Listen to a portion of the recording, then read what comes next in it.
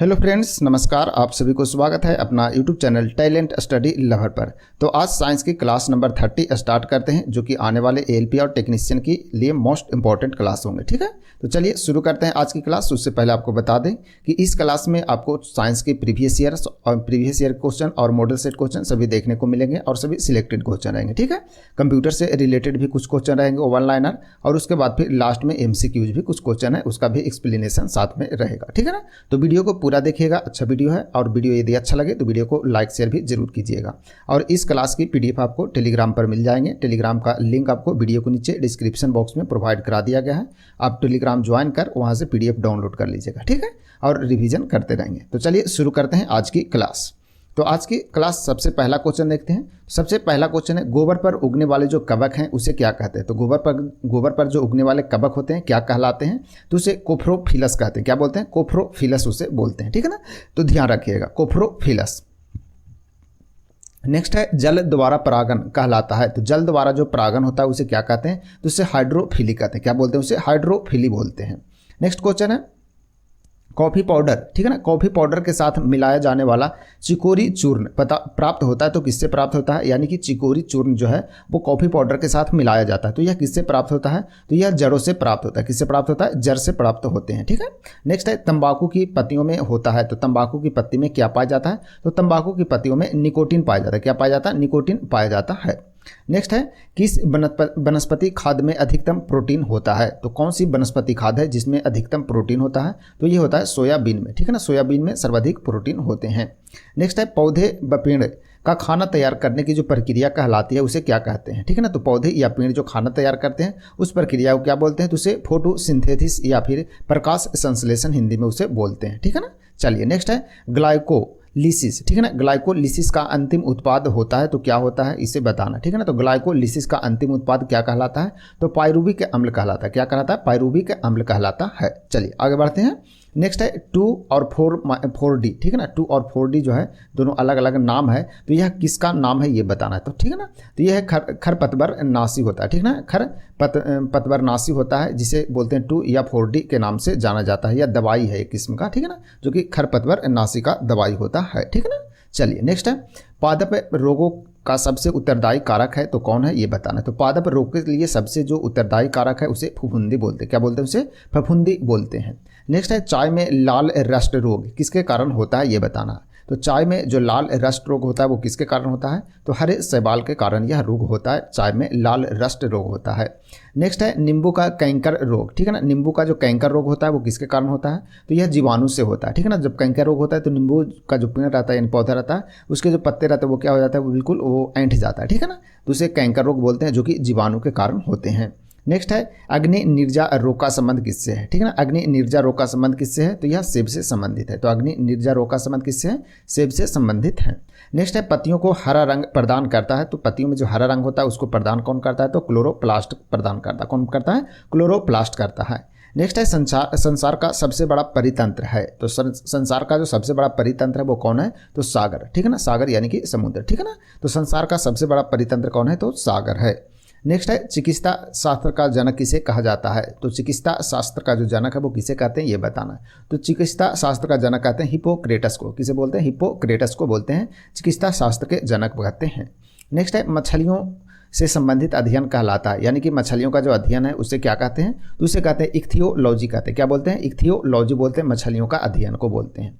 घाव का अध्ययन को क्या कहते हैं? तो ट्रोमेटोलॉजी कहते हैं। क्या बोलते हैं? ट्रोमेटोलॉजी बोलते हैं घाव के अध्ययन को। ठीक है ना, सभी इंपॉर्टेंट पॉइंट है, ध्यान में जरूर रखिएगा। ठीक है ना, और डे बाय डे रिवीजन जरूर करते चलेंगे आप लोग। ठीक है, नेक्स्ट है, जनसंख्या का अध्ययन क्या कहलाता है? तो जनसंख्या का अध्ययन डेमोग्राफी। ठीक है ना, जनसंख्या का अध्ययन क्या कहलाता है? डेमोग्राफी कहलाता है।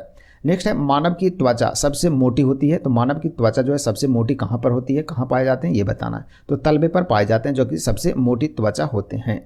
नेक्स्ट है, कोशिका में पाए जाने वाला आनुवांशिक पदार्थ है उसे क्या बोलते हैं? तो कोशिका में पाए जाने वाला जो आनुवांशिक पदार्थ है उसे DNA बोलते हैं। क्या बोलते हैं? DNA बोलते हैं। ठीक है, चलिए आगे, योग्यता की उत्तरजीविता। योग्यता की उत्तरजीविता का प्रतिपादन किया किसके द्वारा किया गया ये बताना है। तो डार्विन के द्वारा किया गया। किसके द्वारा? डार्विन के द्वारा योग्यता की उत्तरजीविता की प्रतिपादन किया गया। ठीक, किसके द्वारा? तो डार्विन के द्वारा। ठीक है, तो ध्यान में रखिएगा।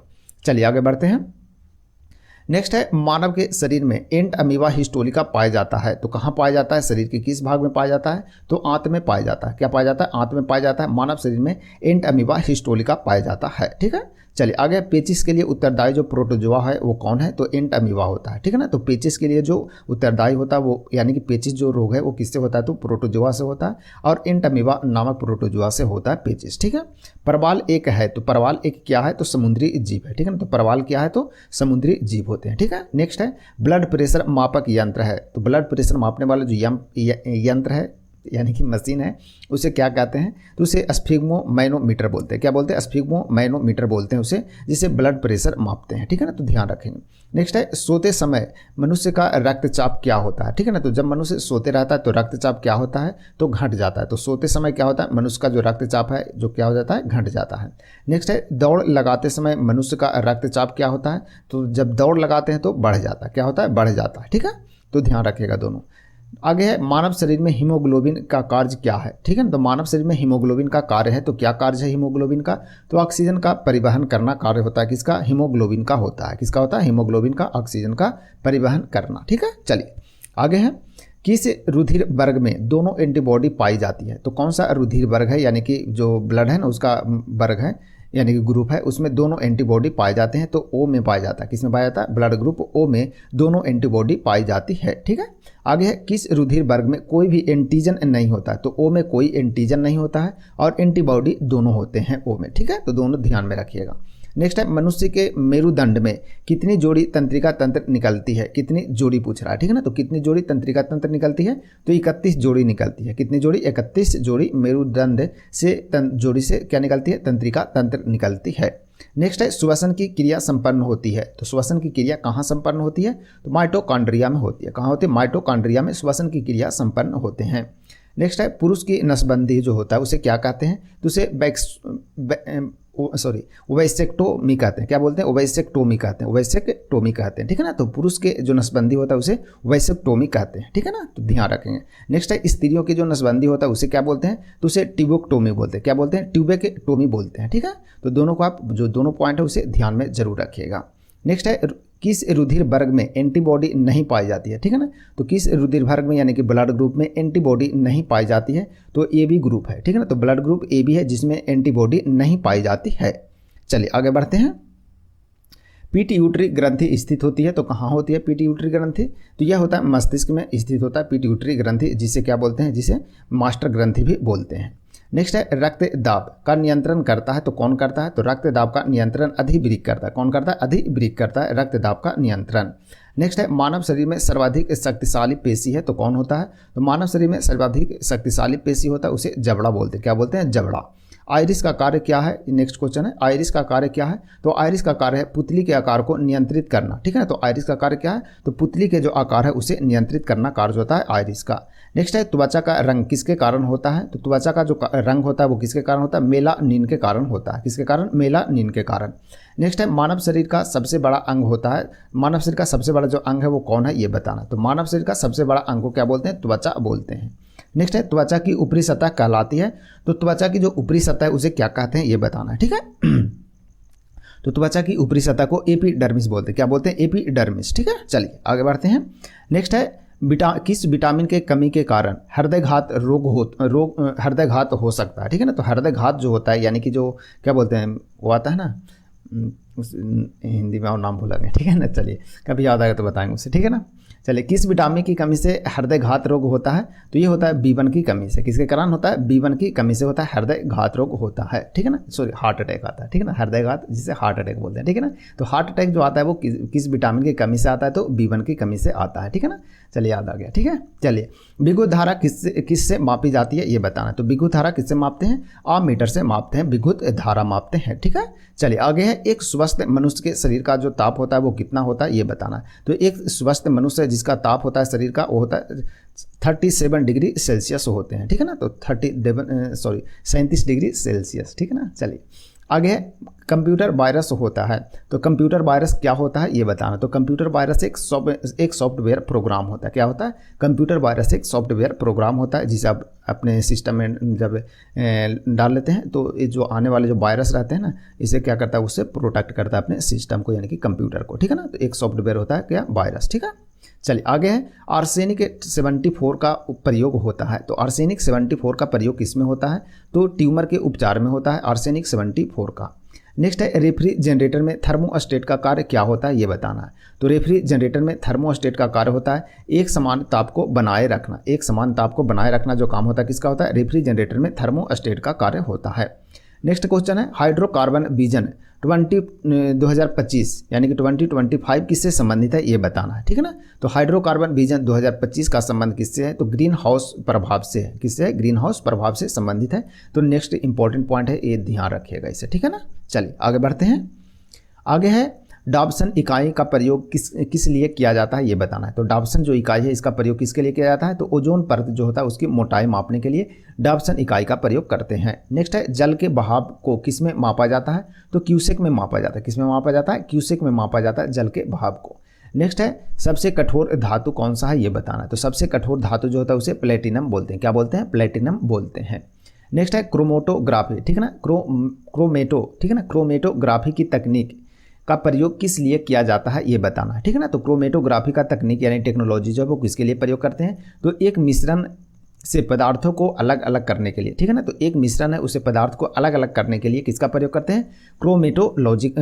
क्रोमेटोग्राफी का प्रयोग करते हैं। ठीक है ना, तो इसे ध्यान रखिएगा। ठीक है, चलिए आगे है सबसे भारी तत्व कौन सा है ये बताना है। तो सबसे भारी तत्व कौन होता है? ओस्मियम होता है। कौन होता है? ओस्मियम होते हैं। ठीक है, चलिए आगे है मोती के मुख्य अवयव है। तो मोती के मुख्य अवयव कौन कौन है ये बताना है। तो एरागोनाइट। ठीक है ना, एरागोनाइट और कांचियोलिन। ठीक है ना, कांचियोलिन और एरागोनाइट जो होता है मोती के मुख्य अवयव होते हैं। ठीक है ना, तो इसे भी आप ध्यान में जरूर रखिएगा। ठीक है, चलिए आगे बढ़ते हैं। कौन सी गैस, ठीक है ना, कौन सी गैस पृथ्वी पर हरित गृह प्रभाव में सर्वाधिक योगदान करती है ये बताना है। ठीक है ना, तो कौन सी गैस जो है वो पृथ्वी पर हरित गृह प्रभाव को सर्वाधिक योगदान करती है? तो यह कार्बन डाइऑक्साइड यानी कि CO2 है यह। ठीक है ना, कौन है? तो CO2 यानी कार्बन डाइऑक्साइड। चलिए आगे बढ़ते हैं। अब देखते हैं कंप्यूटर से संबंधित कुछ वन लाइनर क्वेश्चन है, इसे देख लेते हैं। ठीक है, चलिए वेबसाइट कलेक्शन है। तो वेबसाइट कलेक्शन क्या होता है ये बताना। तो इसका आंसर है वेब पेजेस का होता है। किसका होता है? वेब पेजेस का होता है, वेबसाइट कलेक्शन होता है। नेक्स्ट है कंप्यूटर पर एक गेम खेलना कौन सरल कर देता है ये बताना है। तो कंप्यूटर पर गेम खेलना कौन सरल कर देता है? तो जॉयस्टिक जो होता है वो माउस होता है। ठीक है ना, जॉयस्टिक क्या है? एक प्रकार का माउस है। इससे आप कंप्यूटर पर गेम खेलना बहुत ही ईजी कर देता है। ठीक है ना, तो कौन सा माउस जिसे यूज करते हैं कंप्यूटर पर गेम खेलने में? तो जॉयस्टिक माउस का प्रयोग करते हैं। और इसी प्रकार का भी क्वेश्चन आ सकता है, या इस प्रकार की कंप्यूटर पर गेम खेलने में कौन सरल कर देता है? तो जॉयस्टिक कर देता है, जो कि एक प्रकार का क्या है? माउस है। नेक्स्ट है इंटरनेट पर उपलब्ध होने वाला प्रथम भारतीय समाचार पत्र होगा। ठीक है ना, भारतीय इसे लिख लीजिए। ठीक है, क्या हो जाएगा? भारतीय समाचार पत्र है। तो इंटरनेट पर उपलब्ध होने वाला प्रथम भारतीय समाचार पत्र है जिसका नाम क्या है? द हिंदू है। ठीक है ना, क्या नाम है? द हिंदू। नेक्स्ट है कंप्यूटर साक्षरता दिवस मनाया जाता है। तो कब मनाते हैं कंप्यूटर साक्षरता दिवस? तो 2 दिसंबर को मनाते हैं, कंप्यूटर साक्षरता दिवस मनाते हैं। नेक्स्ट है परिचालन संपन्न करता है। तो परिचालन को संपन्न कौन करता है? तो अर्थमेटिक करता है। कौन करता है? अर्थमेटिक जो है वो परिचालन को संपन्न करता है। ठीक है, तो इसे ध्यान में रखेंगे। चलिए बढ़ते हैं आगे। अब बढ़ते हैं MCQs क्वेश्चन की ओर। तो कुछ MCQs क्वेश्चन है, इसका आंसर आप लोग भी जरूर दीजिएगा। ठीक है, चलिए और इसका अपन लोग एक्सप्लेनेशन भी देखते चलेंगे। सबसे पहला क्वेश्चन है MCQs का कि निम्नलिखित शब्दों में से कौन सा शब्द इंटरनेट कार्यप्रणाली से संबंधित है ये बताना है। ठीक है ना, तो कौन सा शब्द जो है वो शब्द इंटरनेट कार्यप्रणाली से संबंधित है। ठीक है, चलिए तो इसका राइट आंसर है आपका option number A. Option A यानी कि WWW, जिसका पूर्ण रूप क्या होता है? वर्ल्ड वाइड वेब इसका पूर्ण रूप होता है। चलिए देखते हैं इंपॉर्टेंट पॉइंट है वर्ल्ड वाइड वेब यानी कि WWW एक क्या है? इंटरनेट कार्यप्रणाली से संबंधित है, इसको वर्ल्ड वाइड वेब कहते हैं। ठीक है ना, इंटरनेट पर वेब पेज से संपर्क करने के लिए HTTP का प्रयोग करते हैं। किसका प्रयोग करते हैं? HTTP hyper text transfer protocol इसका पूर्ण रूप होता है। ठीक है ना, तो इसे ध्यान में रखिएगा। कब प्रयोग किया जाता है? ईमेल की जो प्रयोग होता है वो मुख्य रूप से तुलना किया जाता है क्या? डाक व्यवस्था है। तो ईमेल का जो प्रयोग है वो किस में किया जाता है? डाक व्यवस्था में, यानी कि मैसेज भेजने में काम करते हैं। यानी कि ईमेल की जो तुलना है वो डाक व्यवस्था से की जाती है। ठीक है, चलिए बढ़ते हैं आगे। नेक्स्ट है क्वेश्चन आपका 2 नंबर, कंप्यूटर में निम्नलिखित में से कौन सा साधन शीघ्रतम यानी कि इनपुट जो है और आउटपुट भंडारण करने वाला है, ठीक है ना। तो कंप्यूटर में निम्नलिखित में से कौन सा साधन जो है वो शीघ्रतम यानी कि तुरंत भर में इनपुट और आउटपुट का भंडारण करता है, यानी कि आगत और निर्गत का भंडारण करता है। तो कौन करता है ये बताना है, ठीक है, जो कि सबसे तेज में करता है। तो इसका राइट आंसर क्या होगा ये बताना है। चलिए, तो इसका राइट आंसर है आपका ऑप्शन सी, यानी कि मैग्नेटिक फ्लॉपी डिस्क होता है। कौन होता है? मैग्नेटिक फ्लॉपी डिस्क है, जो कि तुरंत भर में इनपुट और आउटपुट का क्या करता है? भंडारण कर लेता है। चलिए इंपॉर्टेंट पॉइंट देख लेते हैं। मैग्नेटिक फ्लॉपी डिस्क शीघ्रतम इनपुट और आउटपुट भंडारण करने वाला होता है। इसकी भंडारण क्षमता 1.44 MB होती है, तो इसे भी ध्यान रखिएगा। चलिए आगे बढ़ते हैं। नेक्स्ट क्वेश्चन नंबर 3 है, अनुवर्तन अधिकांशता दर्शाता है। तो अनुवर्तन जो है अधिकांशता किसको दर्शाता है ये बताना है, ठीक है। चलिए, तो इसका राइट आंसर है आपका ऑप्शन सी, यानी कि किसी पौधे का दिशात्मक विकास को दर्शाता है, यानी कि किस दिशा में पौधा विकास कर रहा है उसे अनुवर्तन के द्वारा दर्शाया जाता है। चलिए इसका इंपॉर्टेंट पॉइंट देख लेते हैं। अनुवर्तन एक जैविक घटना है। कौन सी घटना है? तो अनुवर्तन एक जैविक घटना है, तो ध्यान रखिएगा इस पॉइंट को, जो पौधे के विकास या मोड़ की गति को दर्शाता है। तो पौधे के विकास या मोड़ की जो गति होती है उसे दर्शाता है कौन? अनुवर्तन दर्शाता है। उसने कटिबंध में यह प्रतिक्रिया उत्तेजना, ठीक है ना, उत्तेजना की दिशा पर निर्भर करता है। किस पर करता है? उत्तेजना की दिशा पर निर्भर करता है। कहाँ? उष्ण कटिबंधीय क्षेत्र में करता है। वायरस तथा अन्य रोगजनकों को भी यह होस्ट ट्रोपिज्म या सेल ट्रोपिज्म कहा जाता है, ठीक है ना। तो जो वायरस तथा अन्य रोगजनकों होता है उसको क्या बोलते हैं? होस्ट ट्रोपिज्म या सेल ट्रोपिज्म कहते हैं। उदाहरण के लिए फोटोट्रोपिज्म होता है, ठीक है ना। उदाहरण के लिए क्या होता है? फोटोट्रोपिज्म, जो कि ध्यान रखिएगा इसे, ठीक है ना। चलिए बढ़ते हैं आगे। नेक्स्ट है क्वेश्चन नंबर 4 की ओर, ठीक है। चलिए क्वेश्चन नंबर 4 देखिए, बोल रहा है एलर्जी प्रतिक्रिया के कारण उत्पन्न रोग जो होता है वो उसका नाम क्या है ये बताना है। तो एलर्जी प्रतिक्रिया के कारण उत्पन्न रोग कौन सा है ये बताना है, ठीक है। चलिए, तो इसका राइट आंसर क्या होगा? तो इसका आंसर आप लोग भी जरूर बताइएगा, ठीक है। चलिए, तो इसका राइट आंसर है आपका ऑप्शन ए, यानी कि दम्मा, ठीक है ना। तो दम्मा जो होता है वो एलर्जी प्रतिक्रिया के कारण होने वाला रोग होता है, ठीक है। चलिए इंपॉर्टेंट पॉइंट देख लेते हैं। दम्मा जिसे अस्थमा भी बोलते हैं इंग्लिश में, नामक रोग एलर्जी की प्रतिक्रिया के कारण उत्पन्न होता है। यह नाक एवं श्वास नली को क्या करता है? प्रभावित करता है। यानी कि दम्मा यानी कि अस्थमा जो होता है वो शरीर के किस भाग को प्रभावित करता है? तो नाक और श्वास नली को यह प्रभावित करता है, इसे भी ध्यान रखिएगा। नेक्स्ट है क्वेश्चन नंबर 5। क्वेश्चन नंबर 5 है, प्लास्टर ऑफ पेरिस के जमने में सम्मिलित होता है। तो प्लास्टर ऑफ पेरिस के जमने में कौन सम्मिलित होता है, किससे होता है ये बताना है, ठीक है। चलिए, तो इसका राइट आंसर है आपका ऑप्शन बी, यानी कि अनहाइड्रेट्स बनाने के लिए जल योजन, ठीक है ना। तो अनहाइड्रेट्स बनाने के लिए जल योजन होता है वो क्या होता है? प्लास्टर ऑफ पेरिस के जमने में सम्मिलित होते हैं। चलिए इंपॉर्टेंट पॉइंट देख लेते हैं।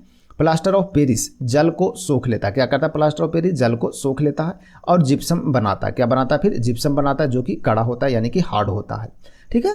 प्लास्टर ऑफ पेरिस में जल के अणु जुड़कर जलयोजित होकर जिप्सम बनाते हैं, जो कि क्या होता है? कड़ा होता है, ठीक है, ध्यान रखेंगे। नेक्स्ट है क्वेश्चन नंबर 6। क्वेश्चन नंबर 6 है, मैग्नीशियम बाइकार्बोनेट का सूत्र क्या है ये बताना है। चलिए, मैग्नीशियम बाइकार्बोनेट का सूत्र क्या होता है ये बताना है। तो इसका राइट आंसर क्या होगा, ठीक है। चलिए, तो इसका राइट आंसर है आपका ऑप्शन डी, ठीक है ना। ऑप्शन डी, यानी कि Mg कोष्ट में है, Mg × HCO3 का होल ट्वाइस, ठीक है ना, इसे ये बोलते हैं, ठीक है ना। तो ऑप्शन डी इसका राइट आंसर हो जाएगा, ठीक है। चलिए, तो इसका देखते हैं कुछ इंपॉर्टेंट पॉइंट। मैग्नीशियम बाइकार्बोनेट का जो सूत्र होता है Mg × HCO3 का होल ट्वाइस है, ठीक है ना। इसके कारण जल में क्या होता है? कठोरता विद्यमान होता है, यानी कि जल में जो कठोरता होता है किसके कारण होता है? तो मैग्नीशियम बाइकार्बोनेट के कारण होता है, तो ये भी ध्यान रखेंगे। चलिए आगे बढ़ते हैं। नेक्स्ट क्वेश्चन नंबर 7 की ओर। प्रकाश तंतु यानी कि ऑप्टिकल फाइबर जिस सिद्धांत पर काम करता है वो वह है, तो वह कौन सी सिद्धांत है? तो ऑप्टिकल फाइबर जो होता है वो किस सिद्धांत पर कार्य करता है ये बताना है, ठीक है। चलिए, तो इसका राइट आंसर है आपका ऑप्शन ए। ऑप्शन ए, यानी कि पूर्ण अभियंतर यानी कि पूर्ण आंतरिक परावर्तन के पर यह कार्य करता है। कौन? प्रकाश तंतु यानी कि ऑप्टिकल फाइबर करता है। चलिए इंपॉर्टेंट पॉइंट देख लेते हैं। प्रकाश तंतु यानी कि ऑप्टिकल फाइबर कांच यानी कि सिलिका या प्लास्टिक से निर्मित अत्यधिक पतली बेलनाकार खोखली नलिकाएं होती है, ठीक है ना। तो क्या होती है इसके बारे में आप देख लीजिएगा, ठीक है, जो कि पूर्ण आंतरिक परावर्तन के सिद्धांत पर कार्य करती है। इनमें प्रकाश ऊर्जा का किसी भी प्रकार का क्षय नहीं होता है, ठीक है ना। तो इसमें प्रकाश ऊर्जा का किसी भी प्रकार का क्षय नहीं होता, किसमें? पूर्ण आंतरिक परावर्तन में, ठीक है। चलिए बढ़ते हैं आगे। नेक्स्ट है क्वेश्चन नंबर 8, जो कि आज की क्लास की लास्ट क्वेश्चन है, ठीक है ना। चलिए, निम्नलिखित में से कौन सी प्रक्रिया हाइड्रोजन गैस उत्पन्न करती है ये बताना है। तो निम्नलिखित में से कौन सी प्रक्रिया जो है वो हाइड्रोजन गैस उत्पन्न करती है, ये बताना है। ठीक है, चलिए तो इसका राइट आंसर क्या होगा? सॉरी, तो इसका राइट आंसर है आपका ऑप्शन डी, यानी कि ऑल ऑफ दीज, यानी कि इनमें से सभी। जल का विद्युत अपघटन, लाल तप्त लोहे पर से भाप गुजारना, हाइड्रोक्लोरिक अम्ल से जस्ते की प्रतिक्रिया। ठीक है ना, तो सभी के द्वारा हाइड्रोजन गैस क्या होता है? उत्पन्न होते हैं।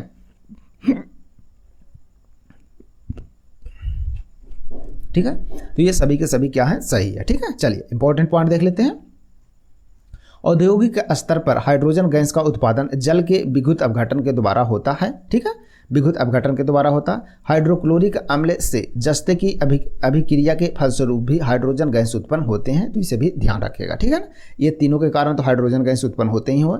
उसके साथ ही साथ हाइड्रोक्लोरिक अम्ल से जस्ते की अभिक्रिया करने पर भी क्या होता है? हाइड्रोजन गैस उत्पन्न होते हैं। ठीक है ना, तो ये एग्जाम में आता है, इसे ध्यान से रखेंगे, ध्यान रखिएगा, जरूर रखिएगा। ठीक है ना, चलिए तो ये था आज की क्लास। आज की क्लास यहीं समाप्त करते हैं, लेकिन आपको बताइएगा कि वीडियो कैसा लगे। वीडियो अच्छा लगता है, सॉरी, वीडियो यदि अच्छा लगता है तो वीडियो को लाइक शेयर जरूर कीजिएगा। ठीक है ना, और कोशिश कर रहे हैं कि फुल प्रैक्टिस सेट की जो क्लास है वो आपको इस मरतबे लाइव लेने की कोशिश करेंगे। ठीक है ना, तो आप लोग भी जरूर जुड़िएगा। जब इन्फॉर्मेशन कर देंगे टेलीग्राम पर आपको सूचना दे देंगे। ठीक है ना, तो अभी तो क्वेश्चन सेट करें, तो क्वेश्चन पहले सेट हो जाए, उसके बाद फिर आपको सूचना दे देंगे, उसके बाद फिर अपन फुल प्रैक्टिस सेट रात में करेंगे। ठीक है ना, तो मज़ा आएगा। ठीक है, चलिए तो जुड़िएगा, बताइएगा कैसा वीडियो है। वीडियो अच्छा लगे तो वीडियो को लाइक शेयर जरूर कीजिएगा। तो मिलते हैं नए क्लास में, तब तक के लिए आप सभी को धन्यवाद।